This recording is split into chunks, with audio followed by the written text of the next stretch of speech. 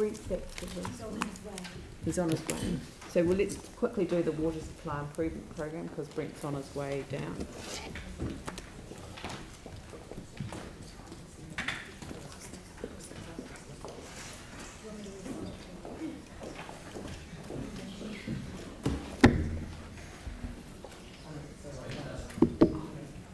Helen.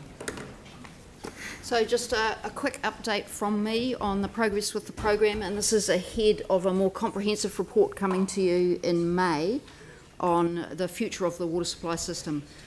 So the wet cold weather of course is fabulous when you want to take a number of wells out of service for improvement works, and we now have works underway on 18 sites across the city. In terms of progress with the wells, things have moved on a little since we wrote this report. We now have 44 wells secure and another 50 either in construction or waiting their turn. So I'm happy to take questions. Well, I mean, I was just looking at the chlorination by pump station, which I think is an incredibly powerful graphic because you can actually see the massive reduction in the chlorine that has occurred in the period. You know, when we get to May, literally a tiny proportion will have 1 part per million, and the next smallest one is 0.5. The rest is isolated or secure. So I mean, it's just extraordinary the work that you've done. Yeah, Dion. When we made the decision in the first instance to chlorinate the water, it was because of the risk of, was it, just let me be clear, it was the risk of the amount of people that were exposed to the risk of having maybe a pump station or a well that could be contaminated? Yeah, Helen wasn't in this role at that time, but the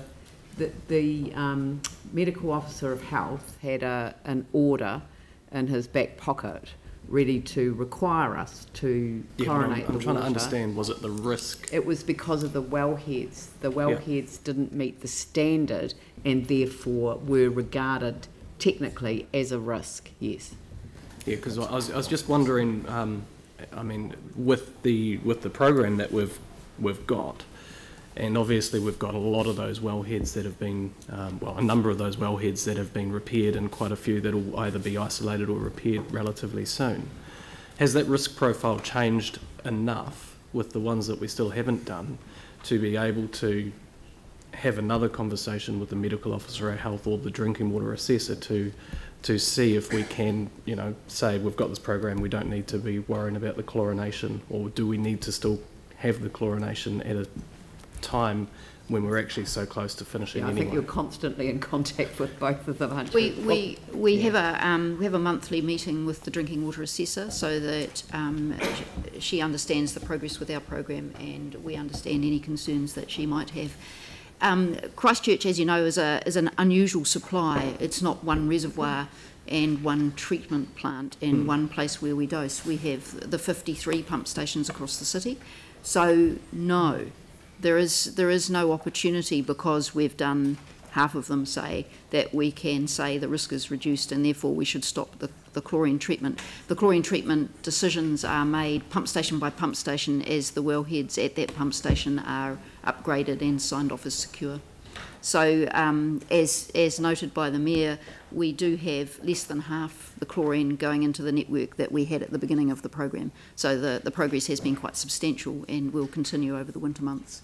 But has that conversation happened with the drinking water assessor, just yes. on the residual risk that we have from... Yes, we have had a conversation with the drinking water assessor about turning the chlorine off at pump stations where we do not have the wellheads signed off as secure, and putting in place additional risk mitigation around flooding, which could perhaps cause water to go into the wellhead chambers, and she has clearly said no. Okay. Her criteria is that the wellheads are signed off as secure, and once that's completed, then she will approve the removal of chlorine from that pump station. But if we push back on that, what would be the implication? We would be ordered to. Well, do you know that we would be ordered to? I mean, yeah, I just want to. She just said no. She's been very clear that no, she would not approve that. Yeah, but I just wanted to be very clear that if we did push back, we would have an order from somebody to do it. Medical officer of health. And that would still stand today, given the risk profile is different, is what I'm trying to The understand. risk profile is per pump station. Yeah, so but it it's was. not- But we were told at the time that the risk profile was a city-wide risk because of the amount of pump stations in the whole city. No, So that's it's not worth what we were understanding. told. It's worth understanding that while we have 53 pump stations and they service a small part of the city, that's still a lot of people. So a pump station can deliver water to over 10,000 people. That's regarded as a large water supply and a high risk. So that risk profile applies to each pump station as well as to the city as a whole. Yeah. Some of our pump stations are very small, but most of them service a large number of people. And because the network is interconnected, so for example, we have 15 pump stations in the central zone, the water can go beyond just that immediate zone around the pump station as well. Yeah, I'm aware of that, but you know where I'm coming from in terms of, you know, the risk appetite that the drinking water assessor potentially has at this point in time, given the difference. Post-Tablock North, the words risk and appetite haven't Yeah, really gone together when it comes to the... I know, but I was just trying to understand if that No, conversation has been had. She's answerable to the Director General of Health, and I can assure you that there is pressure coming down as well as pressure coming up. Yeah, I just wanted to make sure that we've Unlike had that our conversation aquifers. and that we're pushing. Yeah. Yes, we've had that conversation. But I'm wondering whether we could perhaps even organise a workshop for councillors with the drinking water assessor and perhaps the medical officer of health at some stage, but you know, before the May paper comes through. Mike and Jimmy. Glenn. Oh, you're not Glenn, you're Yanni. We want to acknowledge actually the filling station and Keys pump station is excellent, and just wondering if there's an update on the one in Burnside. Yes, we've let the contract for the one in Burnside, so that should be completed within the next couple of weeks. Yep. Jimmy? Regarding to paragraph 4.6, I remember last month your presentation, you mentioned at the end of the probably December, you know, all those 100% of water will be delivered without chlorine. So right now it's a good progress. It's here springtime is September, am I right? So you're ahead of the original target. September, October, yes. It's not a December. No, not December. Okay, thank you. Just confirm. Thank you. Yanni? Thank you. Had several questions. One is in regards to the non-chlorinated filling stations like Keys and Burnside. Have you got any areas where we're going to be the last to remove the chlorine, where you can put in closer to where people might need it? That would be the central zone. And no, we haven't found any good candidates there in terms of where it's relatively cheap to do it. So there's an opportunity around the pump station and it's got good access. So Keys and Burnside are the best ones. And we're not seeing a lot of use at Keys, to be honest. So we don't think it's worth looking for another site. A part of that, I think, is because we have reduced the dose of chlorine across the city, and so a lot of the taste and odour concerns have reduced. Right, thank you. The second question was, can you just give us an update on, I'm just looking at the map, you've got Tanner, for example, which I understand those Port Hills, I think is it the Aquifer 1, the shallower aquifers, and we were doing some testing around the, I think, age of the water. So can you just give me a high-level understanding of where we've got to in terms of those ones being made secure and the testing in terms of being able to use those going forward and what's needed? So we've done the age testing on approximately 20 wells across the city, and most of those, the age comes out in compliance with the criteria and the standards, so that's for source water security. Some of them it's ambiguous, and so we're doing further sampling for some of those wells. As a matter of course, though, we are looking to deepen all of our wells and not rely on Aquifer 1 anywhere in the city, except for perhaps main pumps. And at main pumps, we're putting on the UV disinfection, so we have an extra line of defence in terms of if any young water is detected at main pumps. It hasn't been at the moment, but if it is in the future, then we do have that extra line of defence in terms of the UV. In terms of the future, we're still looking at 8 to 10 months for the modelling work to demonstrate that source water security, and we are undertaking monthly sampling at a number of wells to look at the variability of the chemical composition, because that's another way we can demonstrate the security of the water. So you can do age testing or variability, so that's a complementary technique. So that work is, I think, about 4 months through, or maybe 5 months through its 12-month program.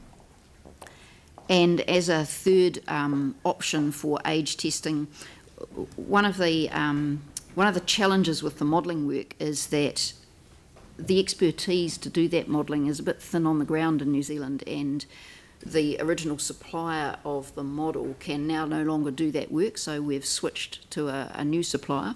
And while we're comfortable with the model that they have proposed, I'm a little concerned that there may be some delays in delivery, and so we're looking at the option of taking further samples for age testing across the city and discussing that option with the drinking water assessor. So there's a lot of work going on in terms of that source water security.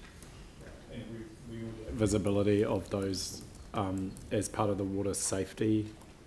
It comes through as part of the reporting to the Infrastructure, Transport and Environment Committee, as part of that bi-monthly reporting cycle.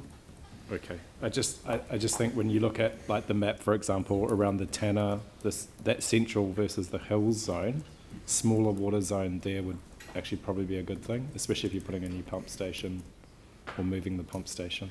But so that'll come through ITI, right? We have always proposed a smaller and a larger number of supply zones across the city, and so that work will come back to you in May. Okay, cool. And just the final question was just in regards to the water conservation. How are we tracking? Can you give us just a sense of our reticulated network, what we're seeing there, how we're going in terms of fixing it, in terms of the leak detection? I can talk to you about water conservation, but not the leak detection work. But in terms of the water conservation, if we look at the 20 to 25 days before we brought in the restrictions, compared to the 20 to 25 days after the restrictions, the use dropped by about 25%. So that was good to see. What is difficult though is that it was also cooler and wetter in that period. So we need more data to be able to separate the impact of the water restrictions from the weather effect. And we'll have a look at that as by the time we get through to the end of May, we'll have enough data to give some information on how effective those water conservation and water restrictions are. Do we still need the current water restrictions in place? Yes.